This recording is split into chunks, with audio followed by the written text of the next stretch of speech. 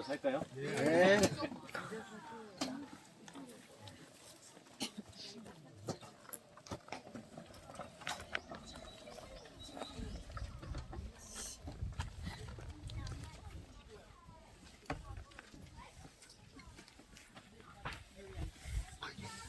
성도 여러분 안녕하십니까? 행복한 안식일입니다.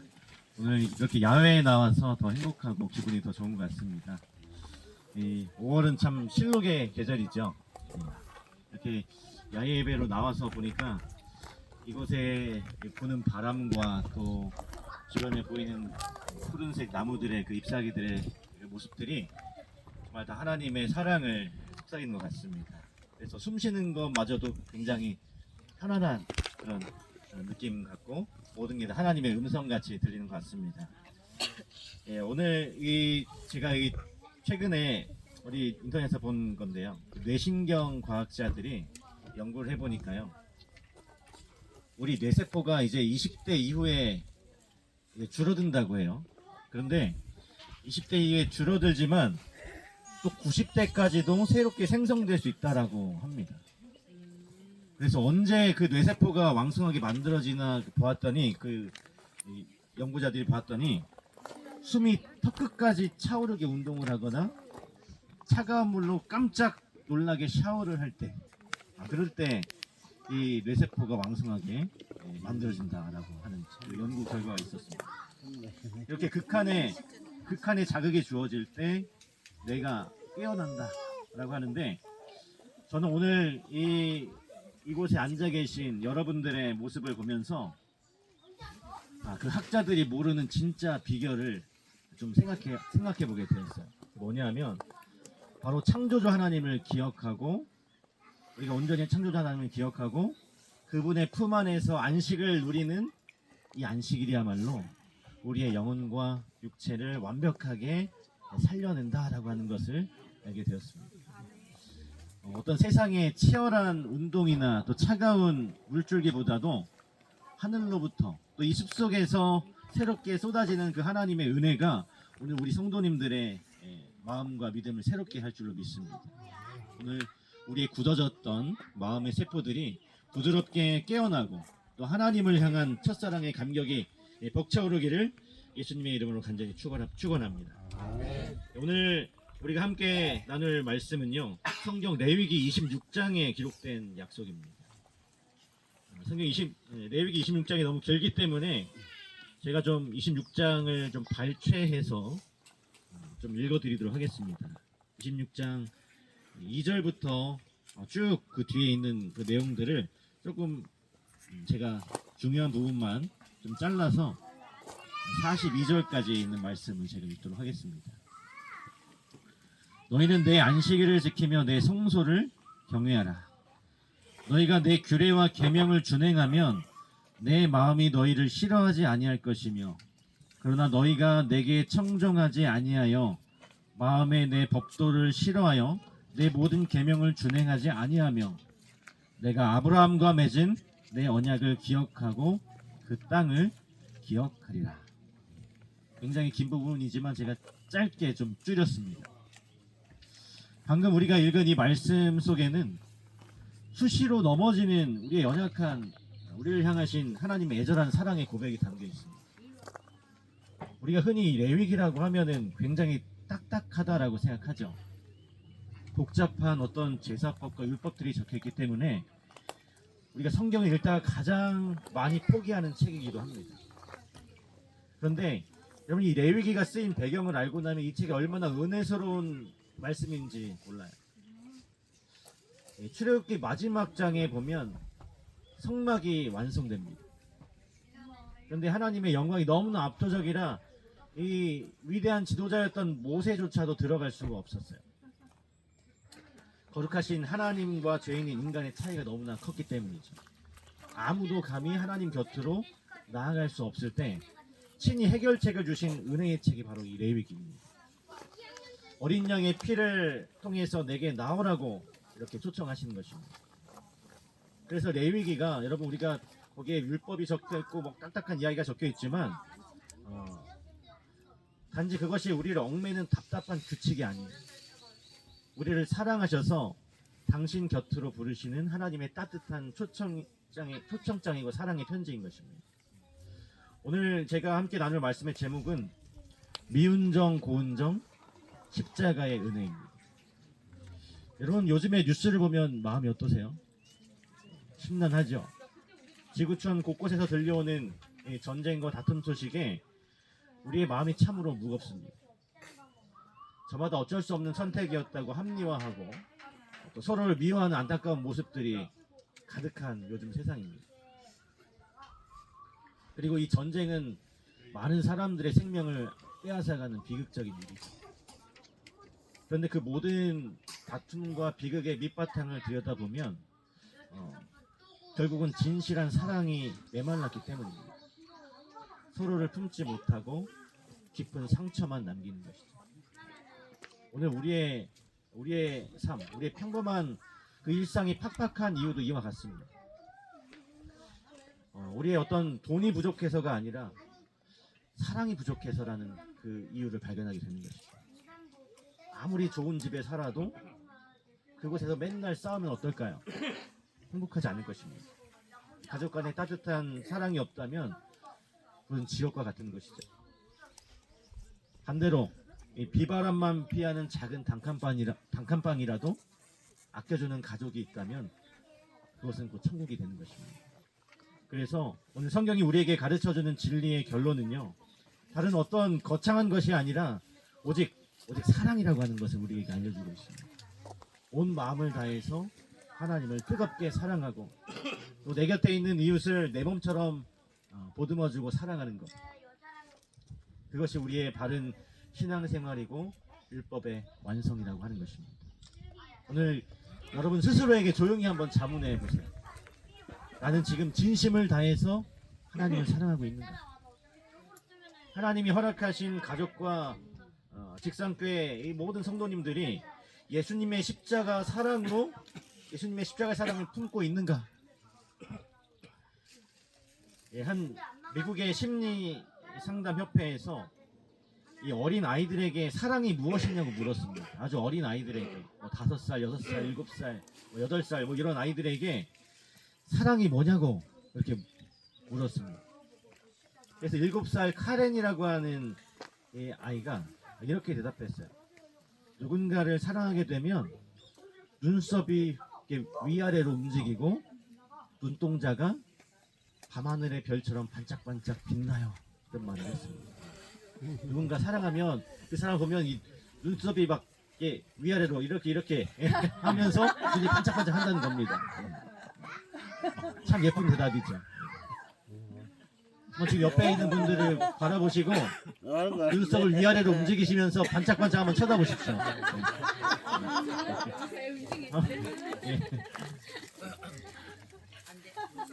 우리가 서로를 사랑하는 그런 눈빛으로 눈썹을 이렇게 위아래로 이렇게 움직이면서 바라보는 그 사랑을 나눴으면 좋겠습니다. 또 8살짜리 크리시라고 하는 아이에게 물었더니 그 아이가 이렇게 얘기했어요. 사랑은 내 맛있는 감자튀김을 몰래 뺏어 먹지 않고 내 몫을 기꺼이 그 사람에게 나누어주는 거예요. 감자튀김 얼마나 좋아합니까, 아이들이? 근데 그 좋아하는 감자튀김을 뺏어 먹지 않고 기꺼이 나누어주는 것이 사랑이에요. 희생과 양보라는 사랑의 본질을 잘 꿰뚫고 있습니다. 이제 마지막으로 5살짜리 맥스라고 하는 5살짜리 아이에게 물었습니다. 대답이 어땠을까? 이 5살짜리가 어떤 대답을 했을까요? 이 5살짜리가 이런 대답을 했어요.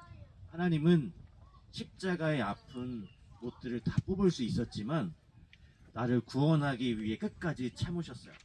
그게 사랑이에요. 이런 대답을 했다고 하는 것입니다. 우리는 하늘 아버지를 통해 큰 사랑을 받았으면서도 현실에서는 아주 작은 섭섭함을 이기지 못해서 서운해하기도 합니다. 먹고 사는 일이 바쁘고 또 세상살이가 고단하다 보니까 다른 사람과 큰 소리로 다투면서 이렇게 마음이 상하게 된다는 것이죠. 누군가를 향한 섭섭함과 원망이 계속 남아있는 것입니다. 우리가 흔히 이 연약한 주위의 사람을 원망할 수는 있어도 감히 우리 창조주이신 거룩하신 이 하나님을 미워하거나 대놓고 싫어한다고 말할 수 없지 않습니까? 어떻게 이 피조물이 창조주이신 그 하나님을 싫어할 수 있겠습니까? 그런데 오늘 이 본문의 레위기 26장을 자세히 들여다보면 우리 영혼 깊은 곳에 아주 치명적인 독소가 있다라고 말합니다. 여기 이 원문 26장에 있는 말씀 중에 그 본문 11절에 내 마음이 너희를 싫어하지 아니할 것이며 라고 하셨는데, 여기 싫어하다라고 하는 히브리어 원어가 가알이라고 하는 말입니다. 가알. 이 단어는 구약 성경 전체를 통틀어서 약 딱 10번 나옵니다. 10번. 그중 무려 5번이 이 레위기 26장에 나와 있어요. 절반이 이곳에 나와 있는 것입니다. 이 가을이라고 하는 말이 단순히 취향에 안 맞아서 마음에 안 든다는 뜻이 아니에요. 아주 가장 가슴 깊은 곳에서 속이 뒤틀려질 정도로 혐오한다는 그런 뜻이에요. 우리 한국인의 정서로 이 가을이 어떤 의미인가 한번 생각해 봤더니 바로 그 사람에게 정이 뚝 떨어져 버렸다라고 하는 뜻인 것 같습니다. 정이 뚝 떨어졌다. 이기적인 행동들이 마음에 이제 쌓이고 쌓여서 마지막 남은 호감까지 다 없어진, 그냥 정이 뚝 떨어져 버린 상태가 이 가을이라고 하는 것입니다. 우리가 살아가는 이 삶 속에서 가끔 이런 정이 뚝 떨어지는 경험을 하실 때가 있으시죠? 정말 정이 뚝 떨어진다 할 때가 있습니다. 상대방의 어떤 밉상스러운 행동과 무례한 말이 반복되면 어느 순간 마음의 빗장이 닫히면서 이 가을, 이 정이 뚝 떨어져요. 그런데 은혜로우신 하나님은 왜 이런 단어를 쓰셨을까요? 정이 뚝 떨어진다는 단어를 왜 하나님께서 쓰셨을까요? 내가 너희를 혐오하여 완전히 정을 떼어버리지는 않겠다. 하나님께서는 좀 반대의 의미로 쓰신 것입니다. 이 눈물겨운 다짐 이면에는 참으로 뼈아픈 진실이 있어요. 우리가 흠없으신 하나님 보시기에 얼마나 부족한 존재인지, 우리가 하나님 보시기에 정말 정이 뚝 떨어지는 행동들을 얼마나 많이 하며 살았는지 하는 그런 반문을 하게 되는 것입니다. 광야의 길을 걸어갔던 이스라엘 백성들 한번 떠올려 보세요. 조금만 목이 말라도 어땠습니까? 모세를 향해서 원망했죠. 조금만 배가 고파도 기적을 의심하면서 우상을 만들었습니다. 그 어리석은 배신이 옛날 그 이스라엘만의 이야기는 아니죠. 오늘 우리 삶에도 이런 이야기, 이런 모습이 있습니다. 십자가의 그 사랑의 보혈을 우리가 잊어버리고 내 고집대로 살아가려는 우리의 모습이 하나님 보시기에는 참으로 정떨어지는 모습일 수밖에 없는 것입니다. 그런데 이 성경에 더 기가 막힌 사실이 기록되어 있어요. 하나님이 먼저 우리에게 실망해서 정을 떼시는 게 아니라 우리가 정말 적반하장으로 하나님의 법도와 규례를, 생명의 규례를 적극적으로 밀어내고 가할한다고 엄중하게 기록되고 있는 것입니다. 우리가 먼저 생명 주시는 하나님을 정떨어지게 생각한다는 것입니다. 이것이 바로 죄로 인해 타락한 이 세상의 인간의 현실인 것이죠. 우리가 짓는 죄는 단순히 규칙 몇 가지를 어기는 게 아닙니다. 하나님의 의로우신 그 통치를 귀찮은 간섭으로 여기며 밀어내는 것입니다. 세상이 주는 짜릿한 그 쾌락이 하나님의 말씀보다 더 매력적으로 보이는 거예요. 거룩한 예배가, 이 예배가 무거운 의무가 되고 헌신이 짐처럼 느껴지게 되는 것이죠. 우리 사람 사이에도 이 사랑이 식으면 걱정하는 말도 어떤 소리에 들립니까?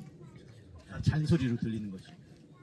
하나님을 향한 첫사랑이 식으면 말씀이 나를 얽매는 독새가 되는 것이죠. 이것이 우리들의 영혼이 하나님을 멀리하는 이 가을의 병에 걸렸다는 증거인 것입니다. 우리가 스스로 생명 되신 하나님을 내 발로 스스로 밀어내버리면 그 결과는 스스로 자처한 안타까운 파멸로 이어지게 되는 것이죠. 하나님께서 우리가 막 정이 떨어지는 행동 때문에 화가 나서 벌 주시는 게 아니라 우리가 그 생명줄을 먼저 놓아버리는 것입니다. 레위기 후반부에 보면 아주 쏟아지는 두렵고 떨리는 징벌의 말씀들이 나옵니다.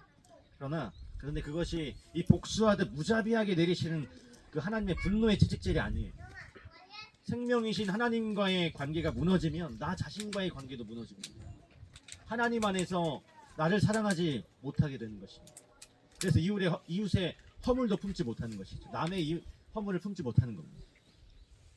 그렇다면 우리가 어떻게 하면 그 이웃의 허물을 품으며 또 나와의 관계, 하나님의 관계를 회복할 수 있을까요? 우리에게 무너져버린 우리에게 소망이 없는 것일까요? 우리가 십자가를 잊어버리고 세상을 향해 도망쳐 버릴 때 자비로우신 하나님께서 그런 우리를 보면서 어떻게 반응하실까요? 내가 가장 아끼던 사람에게 처참한 배신과 상처를 당한다면 여러분 어떠시겠습니까? 당장 피가 거꾸로 솟는 그런 기분과 또 관계를 끊어버리고 싶은 마음이 굴뚝 같아지게 되는 것입니다. 우리 인간이 나누는 사랑은 언제나 조건적이고 한계가 있습니다. 하지만 이 하늘 아버지의 사랑은요, 우리의 그 편협한 기준을 뛰어넘습니다. 하나님께서 우리의 모진 그 배신을 깊은 사랑의 십자가의 사랑으로 덮어주세요. 우리 레위기 26장 44절에서 하나님께서 우리를 향해서 이렇게 약속하십니다. 너희가 비참하고 고통스러운 꼴을 당할지라도 가알하지 않겠다. 내가 아무리 나에게 정을 떼고 마음에 대못을 박아도 독생자의 목숨을 걸고 끝까지 포기하지 않으시겠다는 말씀입니다. 이것이 오늘 우리가 이 예배 중에 굳게 붙들어야 할 두 번째 핵심 단어인데요. 이것은 자카르라고 하는 단어입니다. 이것은 기억하다라는 의미예요. 하나님은 정 떨어지는 우리의 배신을 들추어서 정죄하지 않으시고 자카르라고 하는 영원한 사랑의 기억으로 우리의 모든 그 정 떨어지는 행동들을 백지처럼 지워버리신다라고 하는 것입니다. 이 42절과 45절에서 하나님은 우리를 향해서 3번이나 말씀하십니다. 내가 아브라함과 맺은 언약을 세상 끝날까지 기억할 것이며 너희를 살리기 위하여 끝까지 포기하지 않고 자카르 하리라. 성경이 말하는 이 자카르라고 하는 이 말의 의미는 그냥 깜빡 잊었던 그 옛일을 떠올리는 게 아니에요. 가장 사랑하는 그 대상을 애정어린 시야에서 한순간도 놓치지 않고 그 어머니의 심정으로 눈동자처럼 지켜보겠다는 가장 강력한 사랑의 표현입니다. 여러분, 노아의 홍수로 온 세상이 물에 잠겨서 심판을 받아서 멸망해 갈 때 하나님은 방주 안에 숨은 이 노아의 가족들을 잊지 않고 자카르 하셨습니다. 기억하셨어요. 풍랑 속에서도 그들의 연약한 생명을 눈동자처럼 지키셨습니다. 오늘 우리가 이 창조의 기념일인 안식일을 온전히 기억하여 지키라는 것도 이 토요일이라는 요일을 암기하라는 그 딱딱한 종교적 의무가 아니라 창조주 하나님과 함께 나누었던 친밀한 사랑의 관계를 자카르 기억하라는 호소인 것입니다. 일주일 동안 이 세상의 풍파에 시달리면서 차갑게 굳어져 버렸던 나의 마음, 내 마음이 굳어졌더라도 이 안식일마다 이 예배의 자리에 나와서 변함없는 사랑을 우리가 기억할 때 우리의 병든 영혼이 새살이 돋아나고 생명의 관계가 회복되는 것입니다. 하나님의 자카르, 하나님의 기억하시는 것은 나의 조건이나 선한 행동에 흔들리지 않습니다. 여러분, 우리 한국인의 끈끈한 정서 중에 미운정, 고운정이라는 것이 있죠. 미운정, 고운정. 때로는 원망스러워도 끝까지 꼭 잡은 손을 놓지 않는 끈질긴 그런 마음입니다. 미운정, 고운정. 끝까지 잡는 것. 미워도 미워도 끝까지 잡고 가는 것. 하나님이 매일 넘어지는 우리를 향해 품으시는 마음도 이와 같습니다. 십자가 위에서 물과 피를 쏟으시는 그 극한의 고통 속에서도 예수님은 자신을 찌르는 우리를 향해서 영원한 용서를 선포하셨어요. 아버지여, 저들을 사하여 주옵소서. 자기들이 하는 것을 알지 못하나이다. 바로 이 기도가 연약한 우리를 향한 눈물겨운 절대적인 하나님의 자카르인 것입니다. 앞서 제가 처음에 이 뇌세포가 새로 생겨난다고 했듯이 우리의 기억도 재구성된다라고 합니다. 과거의 상처를 떠올릴 때마다 현재 감정으로 새롭게 재구성하게 된대요. 과거에 누군가에게 상처를 받고 또 지독하게 미워했던 기억. 여러분 혹시 그런 기억들 다 있으시죠? 누군가를 미워했던 적. 매일 있으십니까? 그 쓰라린 그 가안의 기억을 왜곡된 감정대로 놔두어서 우리가 쓴 뿌리가 되도록 두어서는 안 되는 것입니다. 십자가의 은혜라는 새로운 안경을 끼고 그 상처를 자카르로 덮어야 하는 것입니다. 십자가의 은혜라는 이 새로운 안경을 껴야 되는 것입니다. 조용히 성령의 도우심을 구하면서 뾰족한 우리의 그 마음을 둥글게 고쳐야 하는 것이죠. 우리의 일상 속에서, 여러분의 삶 속에서 이 자카르의 사랑을 적극적으로 한번 실천해 보시길 바랍니다. 누군가의 무심하고 날카로운 그 말 한마디에 가슴이 철렁 내려앉고 미운 마음이 솟아날 때, 그때가 바로 내 안에 가를 누르고 자카르가 꼭 필요한 훈련의 순간인 것입니다. 그 사람의 뾰족한 가시 뒤에 웅크리고 있는 남모르는 깊은 상처를 바라볼 수 있어야 하는 것이죠. 그것이 바로 우리를 살리신 십자가를 닮아가는 성숙한 사랑의 기억입니다. 우리의 가장 가까운 가정 안에서도 이 자카르의 원리는 똑같이 적용돼요. 부부 사이에 서로의 연약함을 이 가을의 눈으로 차갑게 정지하지 마시고 탓하지 마시고 자카르의 따뜻한 눈빛으로 서로의 부끄러운 허물을 아주 넓게 덮어주시길 바랍니다. 또 부모와 또 자녀 사이에 골이 깊어진 그 갈등, 풀리지 않는 그 답답한 마음도 하나님이 못난 우리를 끝까지 참아주신 것처럼 눈물로 기도하며 인내하는 것, 그렇게 주님의 마음으로 묵묵히 기다려주는 것이 진정한 가정의 가르침이라는 사실을 여러분 잊지 마시기 바랍니다. 오늘 우리 직산교회에 또 어린 아이들이 있습니다. 무럭무럭 자라는 이 다음 세대 아이들에게도 정말 이 자카르의 넉넉한 십자가 사랑을 매 안식일마다 듬뿍 흘려 보내주시길 바랍니다. 그렇게 우리가 서로를 탓하지 않고 그리스도의 고운정으로 꼭 안아줄 때, 우리가 직산적에 다 살고 있는데요, 직산적에 이 상처 있고 방황하는 수많은 영혼들이 그 모습을 보고 우리 교회의 참된 사랑과 또 연합의 모습을 보고 스스로 마음의 문을 열고 나오게 될 것입니다. 내가 먼저 이 크고 놀라운 그 은혜로 값없이 용서받았음을, 빚진 자임을 매일의 그 팍팍한 삶 속에서도 가슴 벅차게 꼭 기억하시고 또 감사하면서 그 흘러넘치는 축복을 내 이웃에게로 흘러가게, 자연스럽게 흘러가게 만드는 우리 모든 성도님들이 되시길 간절히 바랍니다. 오늘 이 맑고 아름다운 이 자연 속에서 우리 함께 결단의 마음을 가졌으면 좋겠습니다. 여러분의 마음 깊은 곳에 숨어있는 가을의 그 독소들을 십자가 앞에 모두 다 내려놓으시고 예수님의 넉넉한 자카르의 마음을 비어있는 우리 심령에 가득 채워달라고 여러분 꼭 기도하시길 바랍니다.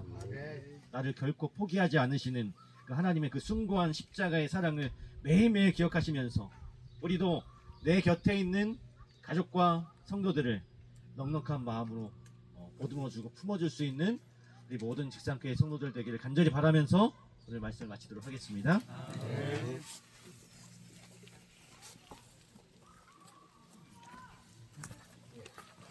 아름다운 말씀 감사합니다. 115장.